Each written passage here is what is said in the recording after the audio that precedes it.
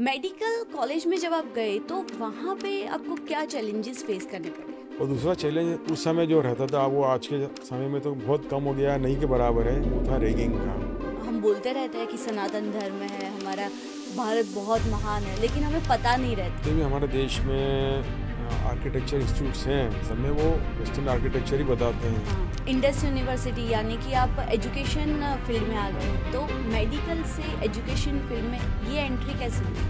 मेरा जो स्किल है खाली 8-10 स्टूडेंट तक लिमिटेड रह रहा है, लेकिन ये भी चाहता है कि हमारे यहाँ जो एजुकेशन सिस्टम था इतना अच्छा नहीं है। थ्योरेटिकल नॉलेज ज़्यादा दे रहे हैं लेकिन उनको प्रैक्टिकल नॉलेज नहीं मिल रहा है। आपके सेक्टर में या आपकी जो स्पेशलिटी है उसमें ऐसी कोई बात हो, ऐसा कोई इनोवेशन हो? बाहर जाके ट्रेनिंग लेना शुरू करा स्पाइन सर्जरी के लिए, तो समझ में आया कि हमारा देश अभी भी स्पाइन सर्जरी के मामले में बहुत पीछे था। ऐसा ही एक बिजनेस मुझे आपका पता है एविएशन का, तो एविएशन में आपकी एंट्री कैसे हुई? तो जब भी आप हवाई जहाज को देखो तो इच्छा होती है कि भी आप भी उड़ो। तो सक्सेस तो सबको ही सेलिब्रेट कर रहा है, लेकिन फेलियर को आप कैसे मनाते हो? असफलता को मैं एक अवसर के प्रकार से देखता हूँ कि मैंने कुछ कमी रखी होगी मेरे कार्य में जिसके कारण मेरे को सफलता नहीं मिली।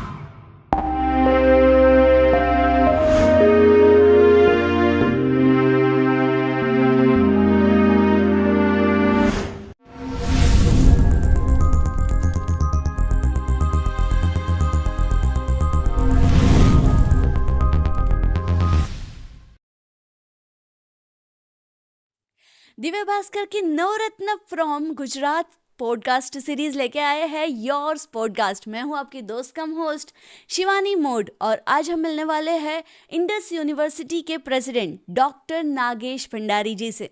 तो आइए जानते हैं स्पाइन सर्जरी, एजुकेशन और एविएशन के फील्ड में उनकी जर्नी के बारे में। आई एम श्योर इससे आपको बहुत कुछ सीखने को मिलेगा, तो इस पॉडकास्ट के अंत तक हमारे साथ बने रहिए।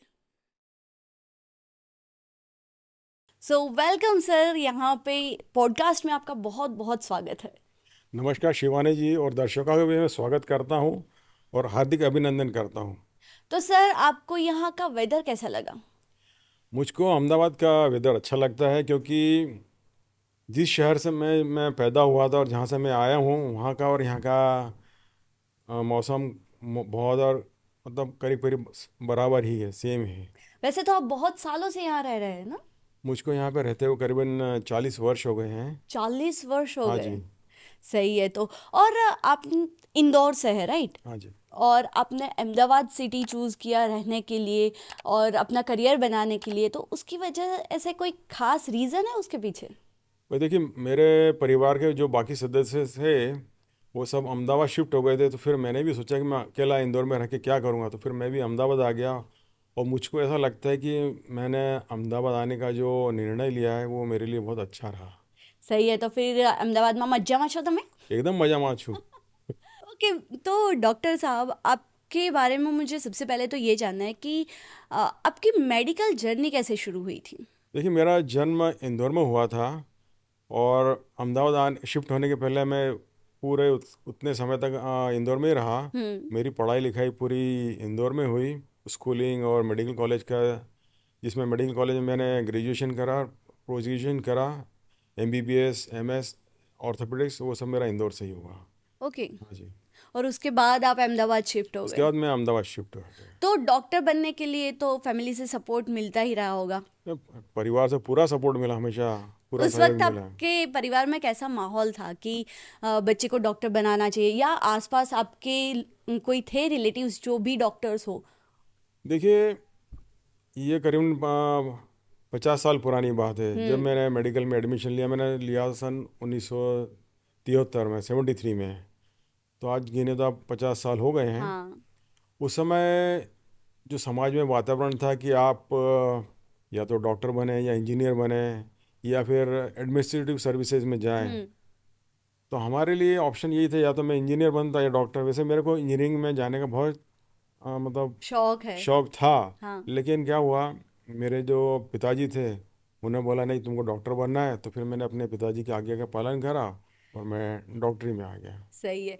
वैसे देखा जाए तो आपने पिताजी की आज्ञा का पालन भी किया और हाँ, अपना इंजीनियरिंग का शौक भी वैसे तो खत्म किया ही आपने। वैसे देखा जाए उस समय शुरू में शौक ख़त्म हो गया, लेकिन बाद में मैं अपनी जो इंजीनियरिंग की जो मेरी क्या बोलना चाहिए इच्छा थी वो मैंने पूरी भी करी। मैं आपको बताऊंगा अच्छा, आगे। कैसे? जब मैं डॉक्टर बन गया उसके बाद फिर मैंने जब इंजीनियरिंग कॉलेज शुरू करा तो हम्म। उस समय मेरी ये सब इच्छाएं पूरी हुई फिर। तो डॉक्टरी में उसके बाद आपने इंजीनियरिंग कॉलेज भी की? वो बात की कहानी है, मैं आपको बताऊंगा धीरे। हाँ, ओके, ठीक है। आगे। अभी के लिए आप मुझे ये बताओ कि आपको पहले से ही ऐसे स्पाइन स्पेशलिस्ट बनना था क्या?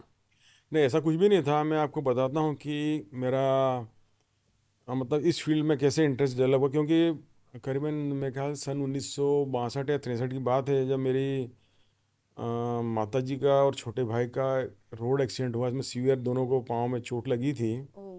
और उस समय जो डॉक्टर थे वहाँ ट्रीट कर रहे थे, उसमें वो डॉक्टर ने इतना अच्छा ट्रीट किया और मैं कई बार हॉस्पिटल में जाता था आता था। तो उस समय से मेरे सबकॉन्शियस लेवल में था कि मेरे को कुछ डॉक्टर से, डॉक्टर में हाँ, कुछ करना है, यस। करना है। वो एक जब छोटा बच्चा था मैं उस समय, तो हॉस्पिटल का एटमॉस्फेयर मेरे दिमाग में हमेशा घूमता रहता था। हम्म।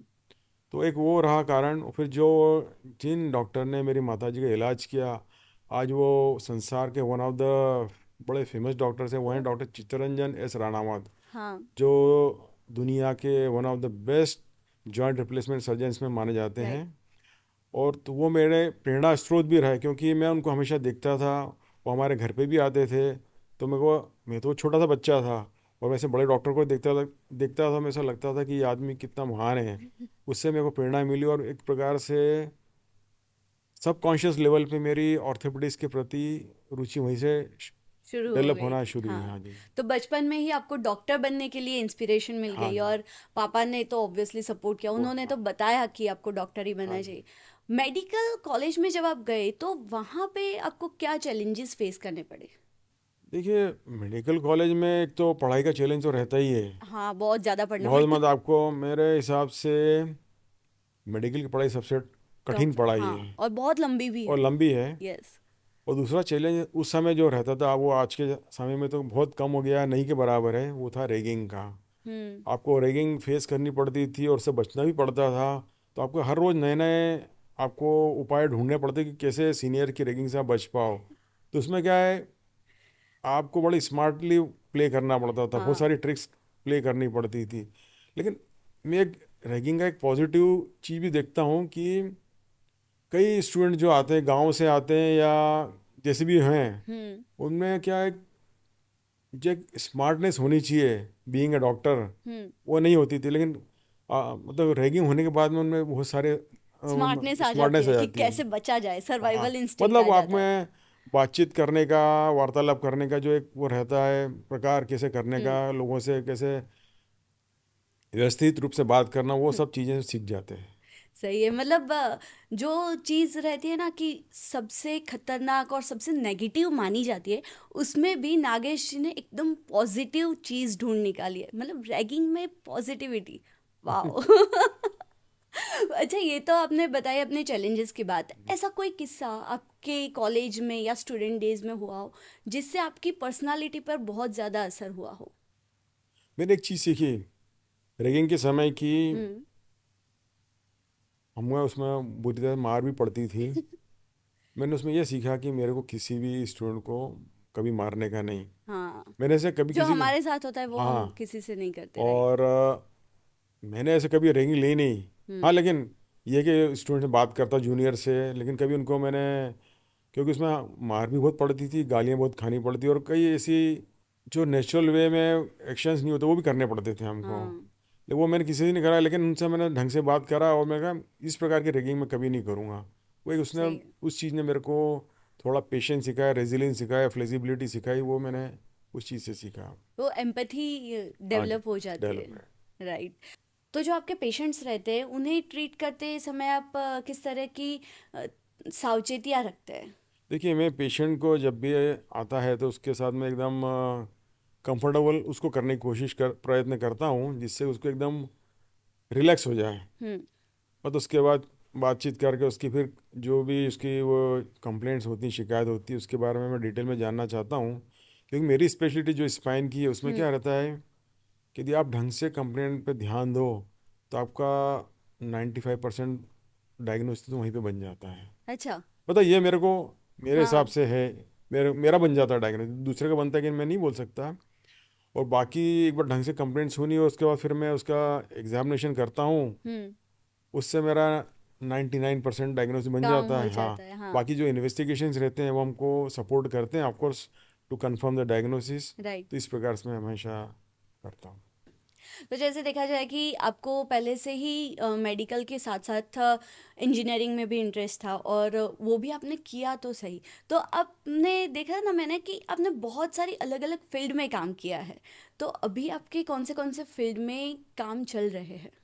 देखिए, मैं अभी एजुकेशन के सेक्टर में ज़्यादा हूँ। हम्म। मतलब मैं यूनिवर्सिटी चला रहा हूँ, उसमें कह रहे हैं हमारे यहाँ 10,000 से ज़्यादा स्टूडेंट्स हैं, और उनको मैनेज करना एक इट्स डिफ़िकल्ट टास्क। हाँ। क्योंकि मैं हम चाहते हैं कि हम जो भी करें हमारे स्टूडेंट के लिए वो वन ऑफ द बेस्ट चीज़ हो।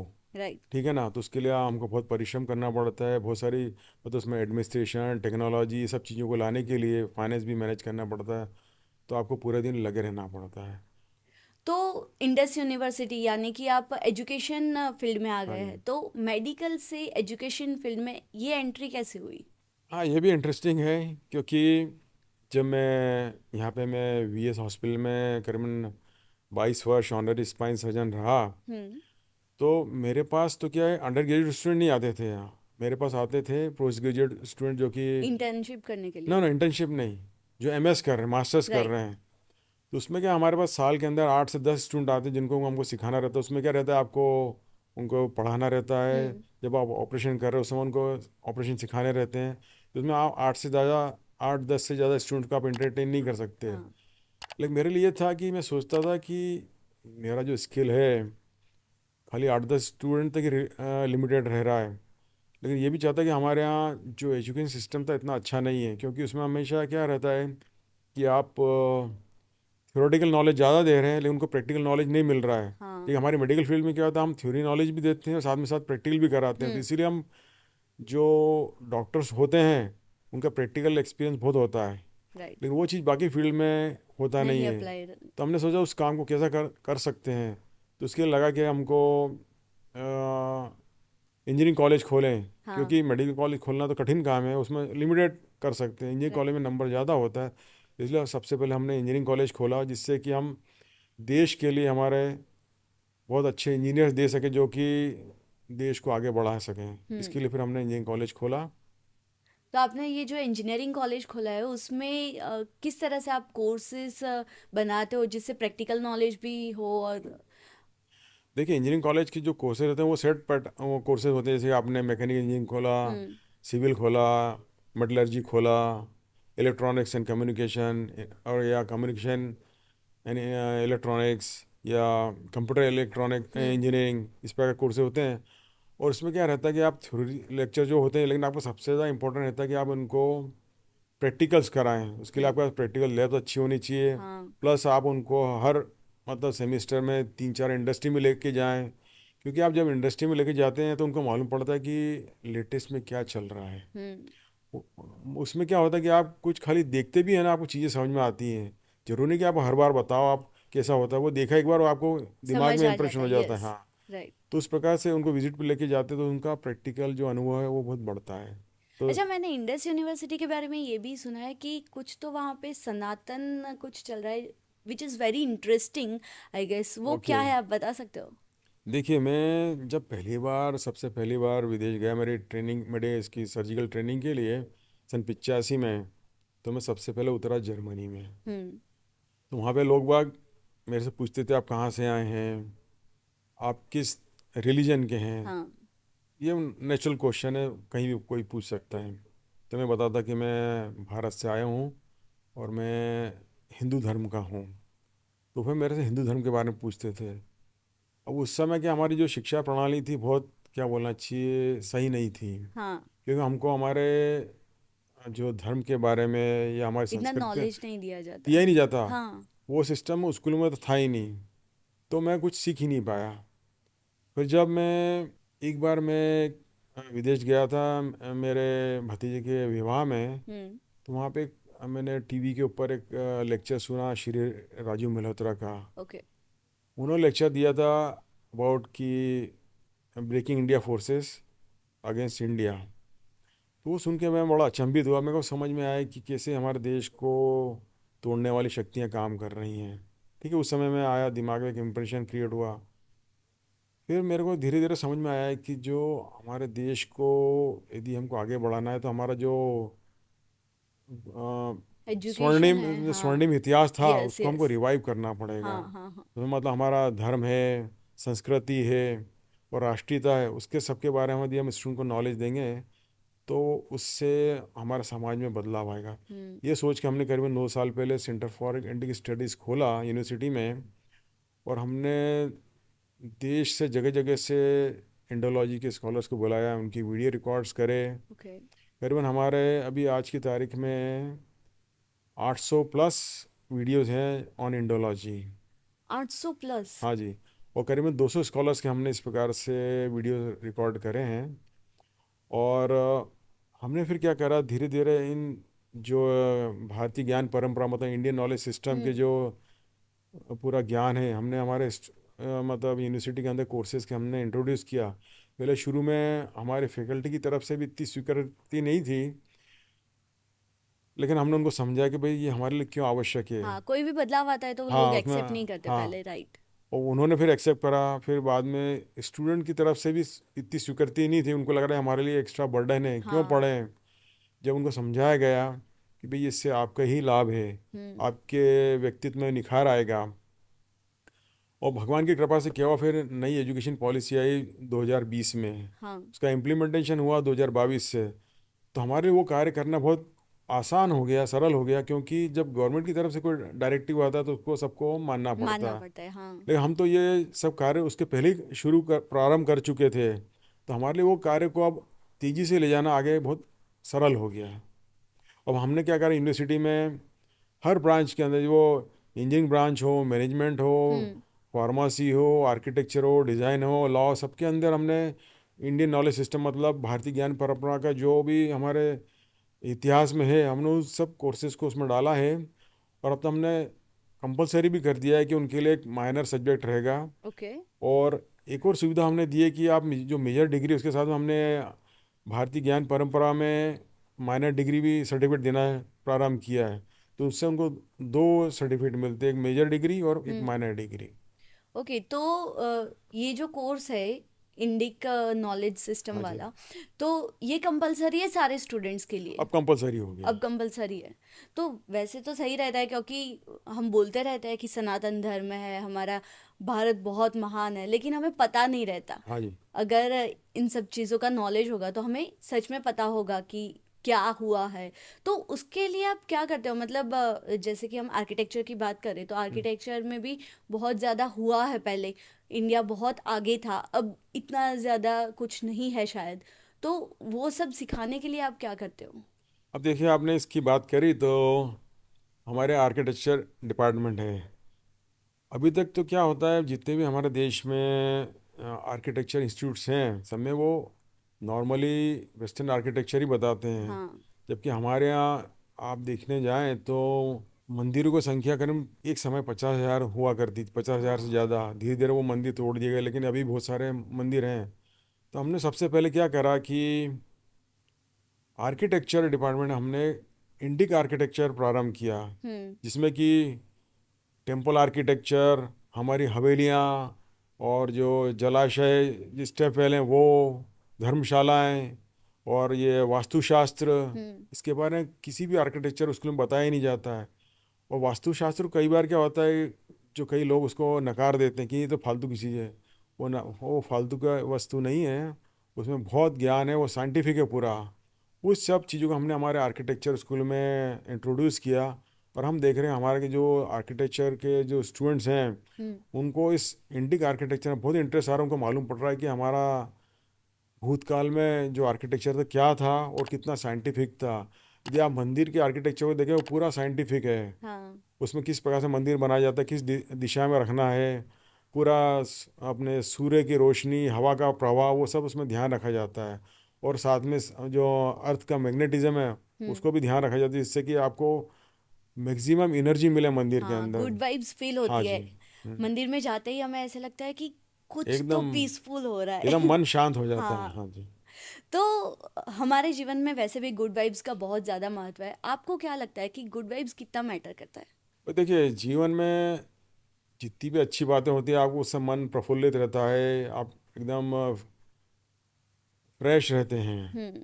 और जब आपका मन अच्छा होता है तो आप कोई भी चीज़ को पॉजिटिवली बहुत लेते हैं, उससे आप आगे बढ़ सकते हैं। तो सर, हमने जैसे बात की कि गुड वाइब्स बहुत ज़्यादा मैटर करती है, और आप पर डॉक्टर और सर्जरी करते टाइम तो बहुत ज़्यादा मैटर करती है। अगर पेशेंट अच्छे माहौल में है तो आधा काम तो वहीं पे ख़त्म हो जाता है।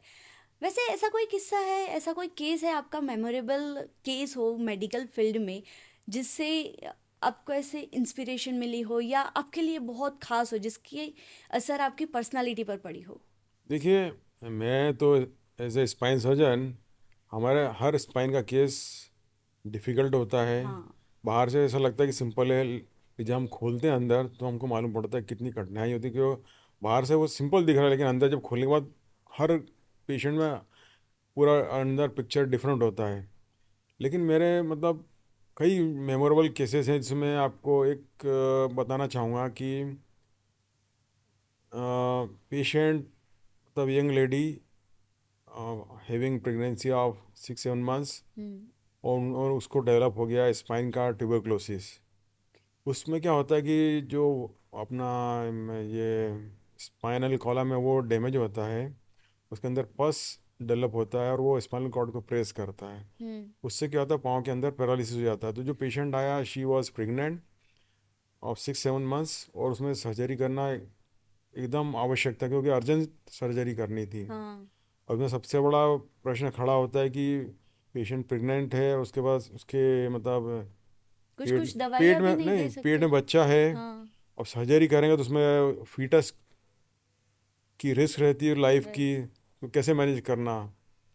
उसमें हमको पेशेंट को भी समझाना पड़ा कि भाई देखो, यदि आप ऑपरेशन नहीं कराओगे तो आपका जो पाँव के अंदर पैरालिसिस वो परमानेंट हो जाएगा, आप हमेशा पैरालिटिक ही रहोगे, हाँ। लकवा रहेगा। और आप सर्जरी कराओगे, और सर्जरी करने में एक रिस्क है कि भाई आपके बच्चे को डैमेज हो सकता है, तो आप बताइए क्या करना है।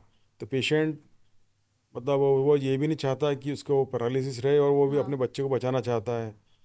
तो बोलते हैं कि भाई मैं ऑपरेशन कराने को तैयार हूँ। फिर हम क्या करते हैं, हमारे जो ऑब्स्टेट्रिशियन रहते हैं, मतलब वो स्त्री रोग विशेषज्ञ, उनसे हाँ। सलाह लेते हैं।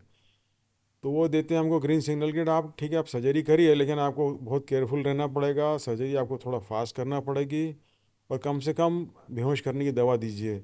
फिर उसमें इन्वॉल्व होता है एनेस्थेसियोलॉजिस्ट, हम्म। वो भी चेक करते हैं, फिर वो भी हमको ग्रीन सिग्नल देते हैं भाई इसको सर्जरी कर सकते हैं। और उसमें क्या रहता है, जैसे स्पाइन की सर्जरी हमको या तो उल्टा करके पेशेंट को ऑपरेट करना पड़ता है, या हाँ। साइड में लेटा के ऑपरेट करना पड़ता है। अब पेशेंट प्रेग्नेंट है तो हम उसको उल्टा भी नहीं लेटा सकते, तो हमको साइड में लेटा के वो सर्जरी करनी पड़ती है। और उसमें हमको या तो चेस्ट खोलनी पड़ती है हाँ। सर्जरी करने के लिए, या एब्डोमेन खोलना पड़ता है, पेट। हाँ। लेकिन इस केस में मैं फॉर्चुनेट था कि पेशेंट को जो स्पाइन इन्वॉल्व था, वो स्पाइन का अपर पार्ट था, जिसमें कि मैं चेस्ट को खोल के हम्म। सर्जरी कर सकता था। हमने उसमें खोला चेस्ट को, वहाँ से स्पाइन को अप्रोच किया, और जो टीबी के कारण सड़ा हुआ पार्ट था वो निकाला, उसको हमने स्क्रू और रॉड लगा के रिकन्स्ट्रक्ट किया। उसके अंदर जो मैंने आपको पहले बताया कि केज, जो मतलब जैसे अपना पेड़ के आसपास जो ट्री गार्ड लगाते हैं गोल, हम्म। उस टाइप के टाइटेनियम की केज बनती है, उसको हमने वहाँ पे रिप्लेस किया। और जैसे कि अपन बिल्डिंग का कॉलम रहता है, कई बार वो ख़राब हो जाता है, उसको हम हाँ। आसपास जाली लगा के उसको सीमेंट भरते हैं, उसी प्रकार से हमने इस केज के अंदर बोन ग्राफ्ट भरा, और उस खराब वाले वर्टिब्रा की जगह हमने लगाया, उसको रॉड स्क्रू से कस दिया। तो इस टेक्निक से क्या होता है कि स्पाइन आपका एकदम स्टेबल हो जाता है। हाँ। स्टेबल होने के बाद में आप मतलब सर्जरी ख़त्म हो गई, आप पेशेंट को आप इमीडिएटली मोबिलाइज कर सकते हैं। और धीरे धीरे क्या होता है, जो आपने वो डिजीज़ वाला पार्ट निकाल दिया, हम्म।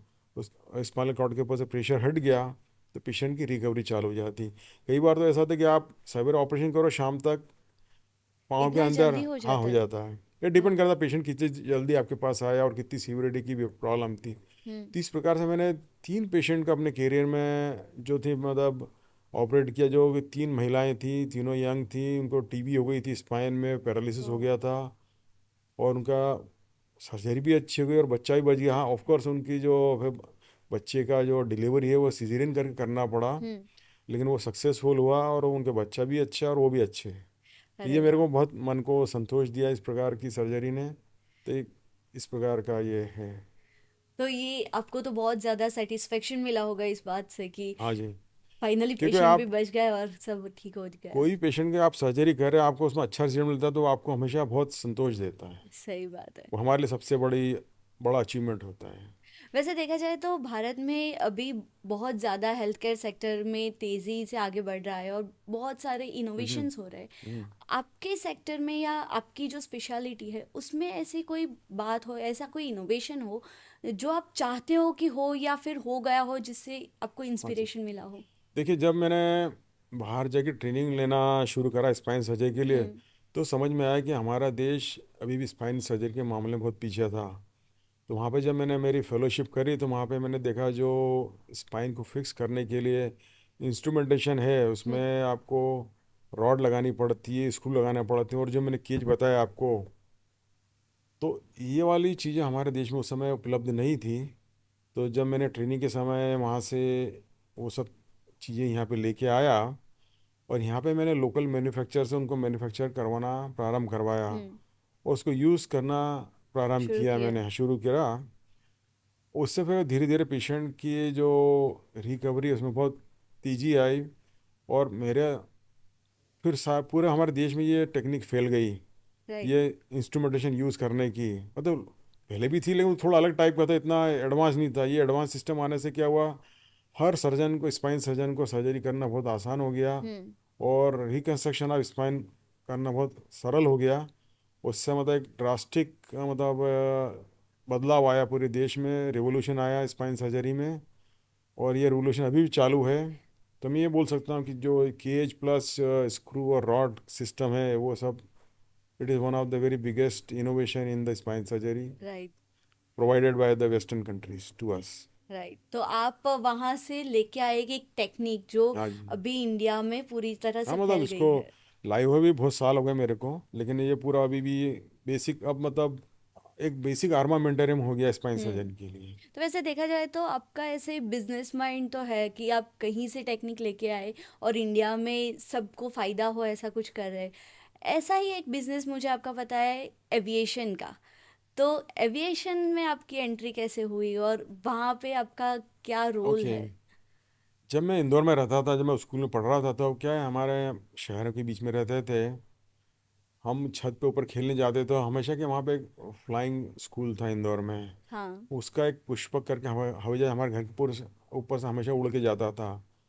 तो जब भी आप हवाई जहाज को देखो तो इच्छा होती कि भी आप भी उड़ो हवा में, या इच्छा होती है आप पायलट बनो। तो वो हाँ। एक मन में इच्छा थी। फिर जब मैं मेडिकल में आया तो एक दिन एक पेपर में एडवर्टीजमेंट निकला फ्री फ्लाइंग स्कॉलरशिप का उस फ्लाइंग स्कूल के द्वारा।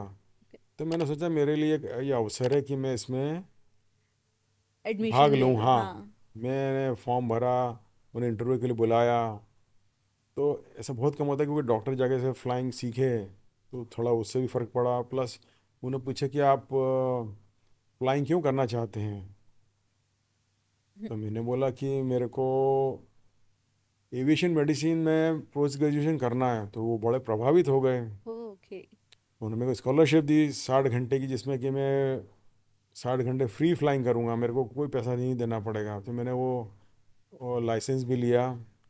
हाँ ये कि फिर मेरा इंटरेस्ट ऑर्थोपेडिक्स में हो गया और फिर हम्म। ऑर्थोपेडिक्स में से उसकी भी सब स्पेशलिटी स्पाइन में हो गया।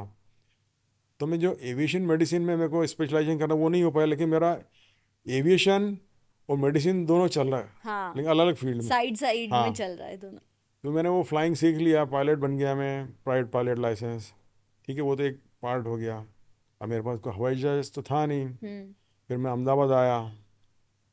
फिर मैंने सोचा कि जिस प्रकार से मैं सपने देखता था उड़ने का या हवाई जहाज चलाने का, जैसे दूसरे कई लोग भी ऐसा सोचते होंगे कि भाई हाँ। हवा में उड़ें, हवाई जहाज उड़ाएं।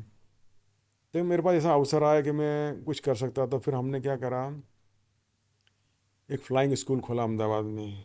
हमने शुरू में 3 हवाई जहाज लाए, बाहर से लाने पड़ते हैं, वो हमारे देश में तो बनता ही नहीं है। अच्छा। और धीरे धीरे हमने फिर पायलट ट्रेनिंग देना चालू करा, और करीबन 25 साल के पीरियड में हमने देश को करीबन 650 से भी ज़्यादा पायलट दिए, जो कि आज देश की नेशनल एयरलाइंस में, इंटरनेशनल एयरलाइंस में पायलट हैं, वो हमने करा। और वो हमारा जो फ्लाइंग स्कूल बड़ा फेमस था पूरे देश में। और फिर एक चीज़ मैंने और देखी कि ये तो फ्लाइंग के लिए हमने पायलट दिए साथ में, हम्म। लेकिन क्या हवाई जहाज को भी रिपेयर करना रहता है। हाँ। उसके लिए हमारे देश में उसके लिए इंजीनियर्स की बहुत कमी थी। राइट। तो फिर हमने 2004 में हमने इंस्टीट्यूट खोला एयरक्राफ्ट मेंटेनेंस इंजीनियरिंग के लिए भी। वो भी हमारा, ये मतलब फ्लाइंग स्कूल और ये इंस्टीट्यूट भी दोनों hmm. Director general of civil aviation द्वारा रिकग्नाइज्ड हैं। और अभी तक हमने 20 साल के अंदर करीबन हमने 750 से भी ज़्यादा एयरक्राफ्ट मेंटेनेंस इंजीनियरिंग भी इंजीनियर्स दे दिए स्टूडेंट्स हैं। हाँ। पास आउट हो गए, हाँ जी। राइट। तो ये जो आपने दो चीज़ें बताई ना, एक तो medicine in aviation and aircraft engineering, ये दोनों ही थोड़े अलग प्रोफेशन है, थोड़े नए प्रोफेशन है, तो उसमें क्या रहता है, थोड़ा सा अगर आप ब्रीफ दे सको। जो जो एविएशन है, इससे वेरी प्रॉमिसिंग फील्ड। आप जैसे कंसिडर करें, अमेरिका में जो सबसे बड़ी 4 इंडस्ट्री हैं, हम्म। एक ऑटोमोबाइल है, दूसरी डिफेंस है, तीसरी फार्मेसी है, चौथी है एविएशन। क्योंकि एविएशन करीबन आज से समझिए 120 साल पहले प्रारंभ हुआ था। जो कहते हैं कि अमेरिका के 2 राइट ब्रदर्स ने सबसे पहले हवाई जहाज बनाया है। लेकिन एक चीज़ और आपको रोज बताऊँ, अब ये यहाँ पे एक अवसर मिला है, जो मैंने सुना है, ये सबसे पहले संसार में हवाई जहाज हमारे देश में बना था बम्बई में। ओके। 2 भाई थे, तलपदे ब्रदर्स, हाँ। उन्होंने बनाया था और हवाई जहाज उड़ाया भी था। लेकिन क्या है, उस समय हमारे यहाँ ब्रिटिश रूल था, उन्होंने उस खबर को दबा दिया, कभी बाहर नहीं आने बाहर दिया। नहीं आने दिया, ओ। और राइट ब्रदर्स का नाम आ गया। राइट। अब मैंने थोड़ा प्रयत्न भी किया इस बारे में खोज कर पाऊँ, लेकिन मेरे को कोई रिकॉर्ड मिला नहीं। लेकिन जो सुना है बोलते हैं, और मेरे को ऐसा संभव भी लगता है, क्योंकि हो सकता है, हाँ, ऐसा हो सकता है। क्योंकि हमारे पुराणों में तो बातें हैं। हाँ, हमारे पुराणों में जो पुष्पक विमान है वो हाँ। है। उस समय आज से आप 5-6-7 हज़ार साल पुरान पहले ये रेफरेंस है, सोच सकते थे। तो मुझे लगता है कोई किसी के दिमाग में ऐसा तो नहीं आया होगा कि हवाई जहाज होगा। हाँ। होगा तो ये दिमाग में आया, नहीं तो नहीं आया हमारे राइट पुराणों राइट में। राइट। तो मेरे को संभावना लगती है कि इस ये प्रकार तो से ऐसे हुआ पूरा होगा। रिसर्च का टॉपिक बन गया है। बिल्कुल है रिसर्च अगर का टॉपिक। आप लोगों को ऐसे इच्छा हो इस पे रिसर्च करने की, तो कीजिएगा रिसर्च और फिर बताइएगा कमेंट में कि सच में हुआ है कि नहीं। अब देखिए, इसमें क्या है, किसी एविएशन एंथुसियास्ट को भाग लेना पड़ेगा, जो कि इस फील्ड में रिसर्च करे, हाँ। तो ही ये संभव है। सही बात है। वैसे आपने देखा जाए तो ऐसे बिजनेसमैन, आपने बहुत सारे अलग अलग फील्ड में काम किया है, और बहुत सारे अलग अलग फील्ड में आपका इन्वॉल्वमेंट है, तो उन सब के बीच में बैलेंस कैसे बना सकते हो आप? देखिए, मेरे को तो क्या है, काम करने में खूब मज़ा आता है। मेरे को उससे एनर्जी मिलती है, कभी मैं थकता नहीं। मैं सवेरे 12 घंटे आराम से काम कर सकता हूँ। तो फिर फैमिली लाइफ क्या रह जाती है आपकी? मैं बीच बीच में फैमिली लाइफ रहती है। आप फैमिली लाइफ क्या है, एक बार सवेरे घर से निकले, हम्म। शाम को वापस आए, फैमिली लाइफ उसके पहले उसके बाद में होती है, बीच में नहीं हो पाती। राइट। क्योंकि आपको काम करना है, तो आपको थोड़ा उस चीज़ से हटना भी पड़ता है। तो आपका फैमिली के तरफ से सपोर्ट कैसा रहता है, जो आप इतना सारा काम करते हो उसके लिए? देखिए, मेरी फैमिली में मेरी धर्मपत्नी है और 2 बेटियां हैं। हम्म। और उन तीनों का मेरे को बहुत हर प्रकार से सपोर्ट मिलता है। मतलब मॉरल सपोर्ट मिलता है, फाइनेंशियल सपोर्ट पड़ता मिलता है। और हमेशा वो मेरे को इनकरेज करते हैं कि आप कोई भी काम करिए, अच्छा काम करिए। और वो भी मेरे साथ भी इन काम में जुड़े हुए रहते हैं। हाँ। तो जैसे कि मेरी जो धर्मपत्नी है, वो हमारी यूनिवर्सिटी, इंडस यूनिवर्सिटी की प्रेसिडेंट है। ओके। और मेरी जो छोटी वाली बिटिया है, वो भी मेरे साथ में यूनिवर्सिटी में जुड़ी हुई है। वो एविएशन संभालती है और बाकी चीज़ें भी देखती हैं। इस सही है। प्रकार पूरा फैमिली का सपोर्ट है पूरा मेरे को। फैमिली हाँ जी। एक साथ ही काम कर रहा वो है। बड़ी वाली मेरी बिटिया है, वो डॉक्टर है, वो एमडी कर रही है यूएसए में। ओके। लेकिन वो अभी टाइमिंग के लिए उसका सपोर्ट नहीं। लेकिन जो छोटी वाली बिटिया है, उसका मेरे को और हमारी धर्मपत्नी का बहुत सपोर्ट है, दोनों का। उनके कारण ही मैं इतना काम कर पाता हूँ। हाँ, जो भी सक्सेस मिलती है आपको तो उसे आप सेलिब्रेट कैसे करते हो? देखिए, जो मेरे को सफलता मिलती है उससे एक तो मेरे को और आगे अच्छा काम करने की प्रेरणा मिलती है। हम्म। और जब सफलता मिलती है तो लगता है जो भी कार्य करा उसको उसकी श्रेणी और उच्च करी जाए, हम्म। तो उसको और अच्छा करने का वो भी मेरे को फ्यूल मिल जाता फ्यूल है ऐसे, मिलता है। यस। यस। क्योंकि सफलता तो एक दिन ऐसे रिकग्नाइजेशन मिलता है कि हाँ, ये कुछ हुआ, लेकिन काम तो हमारा बहुत सालों वो तो का सतत रहता है। चलता रहेगा। हाँ। और जो जितना भी मैं हम काम कर रहे हैं वो ठीक है, हमको आत्मसंतोष तो मिलता ही है, लेकिन क्या है, हम चाहते हैं कि ये जो हमारा देश है 75 साल इतने सालों की गुलामी रही, उसके बाद हाँ। आज़ाद हुआ, तो हम चाहते हैं कि हमारा जो पुरानी ग्लोरी थी हमारे देश की, आज से समझिए 200 साल पहले हमारा जो जीडीपी में था कंट्रीब्यूशन 25 से 30% था, जो आज की हम्म। तारीख में बहुत कम हो गया है। सही है। तो उस प्रकार की ग्लोरी का हम वापस लाना चाहते हैं। वो हाँ। जब भी संभव हुआ कि हम हमारे देश को आर्थिक रूप से सक्षम बनाएं। और उसके लिए जो आपने फील्ड चूज किया है, ये एजुकेशन, वो तो सबसे ज़्यादा ज़रूरी है, हाँ, क्योंकि स्टूडेंट्स अच्छे निकलेंगे तो भावी हाँ। तो अच्छा ही बनने यदि वाला है। आप अपने स्टूडेंट को अच्छा, देश का अच्छा नागरिक बनाएंगे तो हाँ। वो हर नागरिक अच्छा नागरिक आपके देश को आगे ले जाने में सहायता करेगा। अच्छा, स्टूडेंट लाइफ में और क्या चीज़ रहती है? सक्सेस के लिए तो हर एक मेहनत करता है, लेकिन सक्सेस के साथ साथ जो आता है वो है फेलियर। वो हम मना कर ही नहीं सकते, वो आएगा ही आएगा। तो सक्सेस तो सबको ही सेलिब्रेट कर रहा है, लेकिन फेलियर को आप कैसे मनाते हो या कैसे उससे बाहर आते हो? जैसे मतलब आपको पूछने का मतलब उसको कैसे एक्सेप्ट करते हैं। एक्सेप्ट करते हो और बाहर निकलते हो, उससे कैसे डील करते हो आप? देखिए, जो हमारा जीवन है वो एक उबड़ खाबड़ रास्ते के समान है। आपको एक सफलता मिली तो आपको असफलता भी आएगी। हाँ। और असफलता को मैं एक अवसर के प्रकार से देखता हूँ कि मैंने कुछ कमी रखी होगी मेरे कार्य में जिसके कारण मेरे को सफलता नहीं मिली। उससे मेरे को चैलेंज मिलता है कि हम्म। नहीं, कुछ मैंने कुछ कहीं तो कुछ गड़बड़ी करी जिससे कि असफलता आई, तो उस कार्य को मैं वापस से एनालिसिस करता हूँ, सोचता हूँ क्यों हुआ। फिर उसमें कहीं ना कहीं तो कुछ कारण निकलता है, उस कारण को फिर दूर करके वापस उस कार्य को आगे बढ़ाता हूँ, फिर सफलता आई जाती है। क्योंकि आपको सफलता प्राप्त करने के लिए आपको हमेशा लगातार परिश्रम करते रहना पड़ता है, हाँ, आपको सोचते कंसिस्टेंट रहना काम पड़ता है। करना हाँ जी। पड़ता है, राइट। तो ऐसा कोई किस्सा है क्या आपका जिसमें आपको ऐसे लगा हो कि अब गिव अप कर दूंगा मैं शायद, और उस वक्त शायद आपके फैमिली में से किसी ने आपको सपोर्ट किया हो, या खुद से आप वापस आ गए कि नहीं नहीं करना तो है? देखिए, ऐसे कई कार्य हैं जहाँ पे कि असफलता मिली और आगे बढ़ना। अब जैसे मैं आपको बताऊँ, जब हमने इंजीनियरिंग कॉलेज खोला था तो 6 साल हो गए थे, तो हमको हम्म। मेरे को लगा कि मेरे को इसमें आ, इसको अब यूनिवर्सिटी के लिए अप्लाई करना चाहिए। तो हम्म। मेरे को सब लोगों ने डिस्करेज किया कि नहीं भाई, आप करोगे तो ज़्यादा प्रॉब्लम्स आएगी, लेकिन मैं लगा रहा। हाँ। और शुरू में ऐसा लगा कि मेरे को इसमें असफलता मिली, लेकिन जब मैंने ट्राई किया तो मेरे को परमिशन मिल गई यूनिवर्सिटी की। वो दूसरा एक और है उदाहरण मैं जो देना चाहूँगा कि जब मैं जर्मनी से मैं ये इंस्ट्रूमेंटेशन सिस्टम लाया इंडिया के हम्म। लिए, कोई भी मैन्युफैक्चरर उसको बनाने को तैयार नहीं था। स्पेशली जो केज थी वो डिफ़िकल्ट था बनाना बहुत। अच्छा। हमने मना कर दिया, तो हो नहीं सकता। तो मेरे को बड़ा दुख हुआ कि देखो ये हमारे देश के लिए कितनी एक अच्छी वस्तु है, अच्छी जो टेक्निक है, टेक्निक हाँ। है जो कि हम यूज़ करेंगे तो हमारे देश के लिए फ़ायदा होगा। लेकिन फिर एक मैन्युफैक्चर मेरे को मिला जिसको मैंने बहुत परस्यू करा कि भाई तुम बनाओ उसको, हम्म। क्योंकि उसमें डिफ़िकल्ट टेक्नोलॉजी थी उसको केज को बनाना थोड़ा शुरू में। हम्म। वो उसने हाँ भरी, फिर उसके साथ बहुत सारे कई बार बैठा मैं, फिर उसने बनाया और उसमें सफलता मिली फिर मेरे को। तो मतलब आपके फील्ड में जो रिवोल्यूशनरी टेक्निक है वो लाने के लिए भी आपको इतना ज़्यादा परिश्रम करना पड़ा तो हाँ जी। कि लोग देखिए मान ही नहीं रहे थे। हाँ, नहीं माने तो फिर अब हमारे यहाँ उस समय सुविधा भी नहीं थी। हाँ। और आज देखिए इतने सालों बाद अब तो बहुत सारी सुविधाएं आ गई, तो अब उस चीज़ों को करना आसान है। लेकिन उस अच्छा। समय जब आज से समझिए 25 साल पहले 30 साल पहले ये हम्म। कठिन कार्य था। बहुत कठिन कार्य था। तो मुझे तो ऐसा लगता है कि आप एक सच्चे लीडर हो।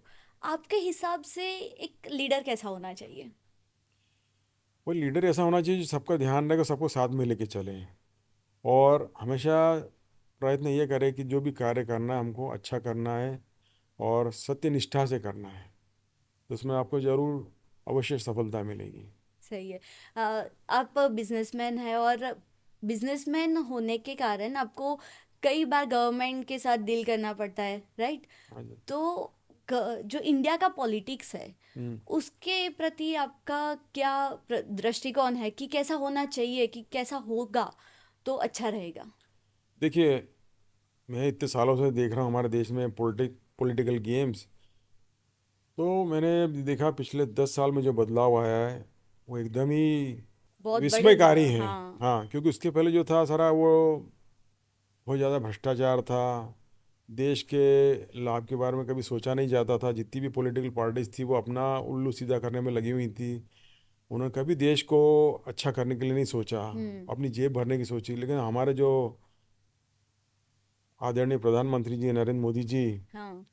2014 में उसके बाद में देश में लीडरशिप में एकदम बदलाव आ गया। मैं तो ये कहना चाहता हूँ कि देखिए, एक अच्छा लीडर होने से आपके देश में कितना बदलाव आ गया। क्योंकि शासकीय मशीनरी वही है, लोग बाग भी वही हैं, ऑफिसर्स भी वही हैं, हम्म। एडमिनिस्ट्रेटिव विंग भी वही है, जुडिशरी भी वही है। लेकिन एक खाली एक आदमी के कारण आप देखिए 10 साल के अंदर आप कितना बहुत विकास हुआ बदलाव आ है। गया, राइट।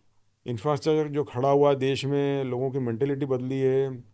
और हमारे आर्थिक व्यवस्था इतनी सुदृढ़ हो गई है कि पहले हमारे पास फॉरेन एक्सचेंज का जो रिजर्व था बहुत कम था, और आज हम्म। देखिए आप कम से कम 650 या 700 बिलियन डॉलर्स का रिजर्व है। ठीक है। प्लस आज हम देखें हमारे देश का जो सम्मान है पूरे विश्व में, जो पहले कुछ भी नहीं था। हम्म। पहले मैं जैसे विदेश जाता था तो कोई देश को पूछता है, कोई ये इमिग्रेशन में लोग भाव नहीं देते थे। वो आज पूछ जाते हैं तो पूछ, अच्छा you are from Modi's country. Hmm. इतना फर्क है। ऐसे गर्व से बताते। हाँ। और जिस प्रकार से मोदी जी कार्य कर रहे हैं और देश को जो आर्थिक व्यवस्था सुदृढ़ हो रही है, लगता है 5-6 साल के अंदर हम विश्व की तीसरी आर्थिक शक्ति बनने बनने वाले हैं। तो उसमें वो लगता नहीं कि वो कार्य कठिन है, बिल्कुल संभव लगता है मेरे को। आप एकदम सच्चे लीडर की तरह बात कर रहे हैं। और जो आपने लीडरशिप का बताया कि क्वालिटी एक अगर आ जाती है लीडरशिप की तो वो पूरे कंट्री में भी बहुत हाँ ज़्यादा जी। बदलाव लाती है। तो आपके ऑर्गेनाइजेशन में ये आप कैसे लागू करते हैं? देखिए, मैं हमारे जो ऑर्गेनाइजेशन में मैं बहुत ओपननेस रखता हूँ। हम्म। जैसे मेरे दिमाग में कोई चीज़ आए कि मेरे को ये करना है, तो हमारे जो सीनियर लीडर्स मतलब मैं मैनेजमेंट के टीम है उससे मैं डिस्कस करता हूँ। उनसे मैं हमेशा राय लेते हैं। राय लेता हूँ हाँ। भाई ये करना कैसे करने का है। हाँ, ये मैं उनको पहले बोलता हूँ ये कार्य मेरे को करने का है। हम्म। हाँ ठीक है, आप उसके जो पॉजिटिव है निगेटिव बताइए। हाँ। फिर हम पॉजिटिव निगेटिव बैलेंस करके देखते हैं कि भाई पॉजिटिव यदि ज़्यादा है तो वो हम्म। कार्य बिल्कुल अवश्य करना है। और बल्कि अगर जो नेगेटिव है तो उसका सॉल्यूशन ला सॉल्यूशन सकते हैं, बताइए। राइट। भाई आप निगेटिव बताएंगे लेकिन उसका सॉल्यूशन नहीं बताएंगे तो वो चीज़ मैं एक्सेप्ट नहीं करता हूँ। मतलब नहीं है कोई। तो मैंने देखा है कि हर चीज़ का सॉल्यूशन तो निकलता ही है। हाँ। इस प्रकार धीरे धीरे हम आगे बढ़ रहे हैं और उसमें सफलता मिली हमको। आपका ऑर्गेनाइजेशन बहुत ज़्यादा तरक्की करे, ऐसी बहुत सारी ढेर सारी शुभकामनाएं। इसी के साथ मुझे आपको ये पूछना था कि ये जो हमारी यंग जनरेशन है, जैसे कि मैं आप हमें क्या संदेशा देना चाहोगे? क्योंकि आपने ऑलरेडी बहुत ज़्यादा अचीव कर लिया है और अभी भी आगे कर रहे हैं, तो हमें क्या संदेशा देना चाहेंगे आप? देखिए, मैं देखता हूँ कि हमारे समय के जब हम युवा थे और आज के जो युवा हैं उसमें फ़र्क तो बहुत है। क्योंकि उस समय हमारा जो मन बहुत सारी चीज़ों में नहीं भटकता था। हाँ। ठीक है। और उस समय माता पिता की तरफ से अच्छा शिक्षण भी मिलता था कि वो ध्यान रखते कि बच्चा क्या कर रहा है। आज उस मामले में देखता हूँ कि बहुत फ़र्क हो गया है, बदलाव आ गया है। माँ बाप अपने बच्चों को छोड़ देते हैं, उनके ऊपर कंट्रोल नहीं रखते हैं। हम्म। बच्चे क्या फिर एकदम फ्री हो जाते हैं, उनको जो करना वो करते हैं। और आज के युवा की थोड़ी मेंटेलिटी भी बदल गई है। वो चाहते हैं कि उनको एक एयर कंडीशन कमरा मिले जिसमें कंप्यूटर पर काम करते रहें और बैठ के अच्छी उनको सैलरी मिले, हम्म। एक अच्छी कार आ जाए, अच्छी सुंदर लड़की से विवाह हो जाए। हाँ। ठीक है, ये उनकी वो रहती क्या। ज़्यादातर लोग ऐसा रहता है, हाँ। बहुत कम अच्छे युवा होते हैं जो कि मैं आप में बोलूँ 100 में से 5 हो गए बहुत हैं जो कि बहुत अपने सिंसियरली काम करते हैं और अपना करियर को आगे बढ़ाना चाहते हैं और देश को बढ़ाना चाहते हैं। राइट। सबको ऐसे रिजल्ट दिखता है कि ऐसे 5 साल के बाद या 10 साल के बाद मुझे कार लेनी है, मुझे हाँ ऐसे ऑफिस में बैठना है। ये नहीं कि प्रोसेस क्या है, हाँ। क्या काम करना है। हर मतलब युवा चाहता है कि जो आप 5 साल तो आपने ज़्यादा लंबा समय बता दिया, 2-3 साल के अंदर वो अचीव करना चाहता है। लेकिन ये कोई भी चीज़ आपको इतनी आसानी से नहीं मिलती है। हम्म। उसके लिए आपको मैंने एक जगह पढ़ा था, 1% इंस्पिरेशन एंड 99% परस्पिरेशन। तो हाँ। वो चीज़ होगी तो ही आप सफलता प्राप्त कर पाएंगे। यस। तो ऑफ कोर्स आपको आज के समय में स्मार्ट काम करना पड़ता है, तो वो करिए, लेकिन अपने उसमें एथिक्स रखिए। कहीं एथिक्स भी होना हाँ, बहुत बहुत ज़रूरी ज़रूरी है। है, शॉर्टकट नहीं है। और भ्रष्टाचार न करें तो बहुत अति उत्तम होगा, क्योंकि भ्रष्टाचार से कि आप शॉर्टकट्स निकालना मतलब ढूंढना चाहते हैं, और उससे आपको काम इतना अच्छा नहीं होता। तो सर फ्यूचर तो सबको देखना चाहिए, हाँ। और सब लॉन्ग टर्म की सोच रहे हैं अभी। तो आपके फ्यूचर गोल्स क्या है? देखिए, मैं तो चाहता हूँ कि हमारा देश आत्मनिर्भर बने, सशक्त बने। तो उसके लिए हम हमारी यूनिवर्सिटी को भी सशक्त बनाना चाहेंगे। उसके लिए हमने इस साल 2024 में जब वाइब्रेंट गुजरात हुआ था, हम्म। हमने गवर्नमेंट ऑफ गुजरात के साथ में स्पोर्ट्स अथॉरिटी ऑफ गुजरात के साथ में एक एमओयू किया 151 करोड़ का, ओके। जिसमें कि हमको एक Indus institute of sports and sports management खोल रहे हैं, जो कि स्पोर्ट्स मैन पावर को तैयार करेगी। तैयार करेगी। अब वो बताऊँ मैं क्यों कर रहे हैं, क्योंकि आपको मालूम है कि हमारे जो आदरणीय प्रधानमंत्री जी नरेंद्र हाँ। मोदी जी हैं, जब वो उन्होंने यहाँ पे सबसे पहले खेल महाकुंभ प्रारंभ किया शुरू गुजरात किया था, में। हाँ हाँ हाँ। क्योंकि गुजरात ऐसा जाना जाता था कि यहाँ पे स्पोर्ट्स में लोगों को रुचि नहीं है। कम है, हाँ। लेकिन जब उन्होंने खेल महाकुंभ प्रारंभ किया, उसके बाद आप देखिए गुजरात के स्पोर्ट्स के अंदर बहुत नाम बढ़ गया, और हमारे नेशनल लेवल पे और इंटरनेशनल लेवल पे बहुत सारे खिलाड़ियों को यस। पदक प्राप्त हुए हैं। जी। और मेरे को बहुत लंबे समय से मालूम था कि हमारे आदरणीय प्रधानमंत्री जी की बहुत एक प्रबल इच्छा है कि वो चाहते हैं कि हमारे भारत में ओलंपिक हो। स्पोर्ट्स वैसे भी इंसान का बहुत हाँ, ज़्यादा। क्योंकि स्पोर्ट्स से आपको एक तो स्वस्थ रहते हैं, आपका जो मन रहता है वो कंट्रोल में रहता हम्म। है, और आपके जो एथिकल वैल्यूज बढ़ती हैं। बढ़ती है, हाँ। और स्पोर्ट्स जो हमें एथिकल वैल्यू सिखाता है, हाँ, डिसिप्लिन सिखाता है, डिसिप्लिन वो सिखाता है शायद ही कहीं और से हमें सीखने वो। को मिलता हाँ, और स्पोर्ट्स खेलने से क्या होता है कि जो भी युवा रहता है वो दूसरी फालतू की एक्टिविटीज़ में इन्वॉल्व नहीं होता, उसको है। उतना समय ही नहीं मिलता, हाँ। क्योंकि स्पोर्ट्स में उतना रम जाता है कि वो बाकी चीज़ों को भूल जाता है। तो जब इनकी हमारे आदरणीय प्रधानमंत्री जी की इच्छा है कि वो मतलब ओलंपिक यहाँ पर ऑर्गेनाइज हो, हम्म। और लगता है कि जो जैसे वो प्लान करें 2036 का ओलंपिक अहमदाबाद में होगा। ओके। अब आप देखिए, जब अहमदाबाद में ओलंपिक होगा तो उसके लिए मैन पावर कहाँ से आएगा? यहीं से आएगा। यहीं से लाने का है। जी। और हम आखिरी साल में तो नहीं कर सकते तैयारी, नहीं, तो आपको अभी अभी से से करनी करना पड़ेगी, पड़ेगी। हाँ। इसीलिए हमने, अभी हमारे पास 12 साल हैं, हमने गवर्नमेंट का जो एमओयू किया उसमें गवर्नमेंट से हमने मांग करी कि वो हमको भूमि दें, हम्म। उसके बाद हम ये स्पोर्ट्स इंस्टीट्यूट खोलेंगे। हो राइट। सकता है कि जो हमें 151 बोल रहा हूँ उससे भी ज़्यादा खर्चा हो, लेकिन हम करेंगे तो लेकिन एक शुरुआत हो शुरुआत सकती है, होगी। हाँ। तो उससे क्या होगा, आपको खिलाड़ी भी तैयार होंगे, हम्म।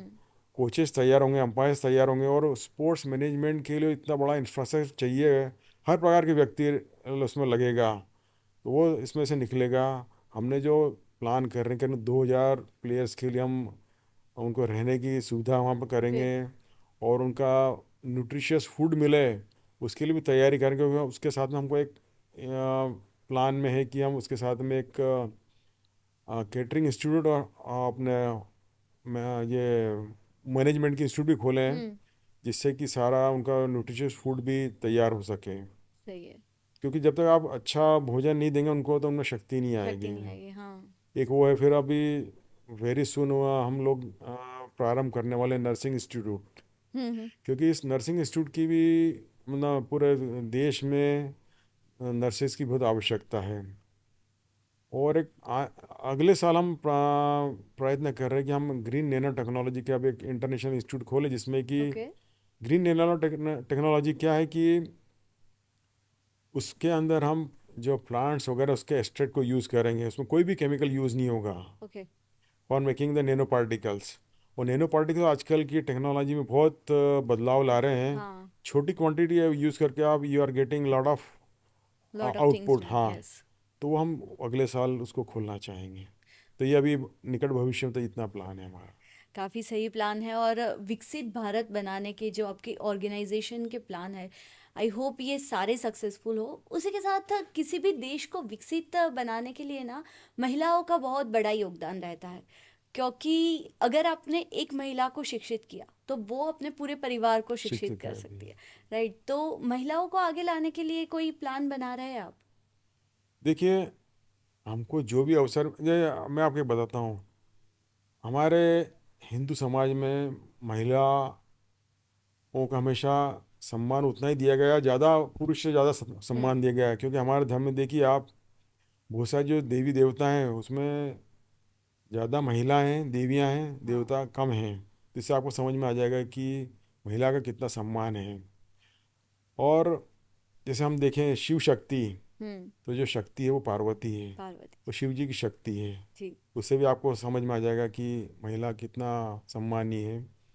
और आपने सही कहा कि एक महिला पूरे परिवार को एजुकेट करती है। हम्म। इसीलिए हमारा जो फैकल्टी है, करीबन 45 से 50% फैकल्टी हमारे यहाँ महिलाएं हैं। ओके। और हम जो भी मेरिटोरियस लड़कियां होती हैं उनको हम स्कॉलरशिप देते हैं। और जैसे आपको मैंने बताया, हमारे एविएशन इसका सेंटर है, हाँ। है अपना एयरक्राफ्ट मेंटेनेंस इंजीनियरिंग का स्कूल। उसमें हम हमेशा प्रयत्न करते हैं कि उसमें लड़कियां ज़्यादा आएँ। ओके।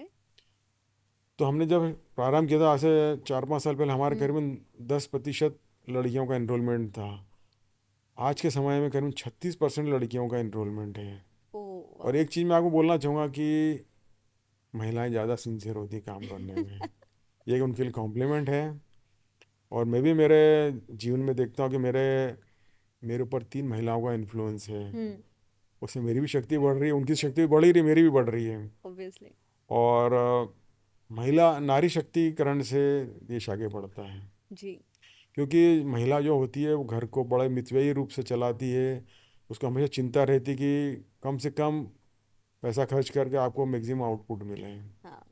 और एक और चीज़ है कि महिला सबसे बड़ी गुरु होती है। उसके समान कोई टीचर नहीं हो सकता। एक माँ जो होती है ना, वो अपने बेटे को आराम से प्यार से भी सिखा सकती है और दो झापट मार के भी हाँ, सिखा सकती है।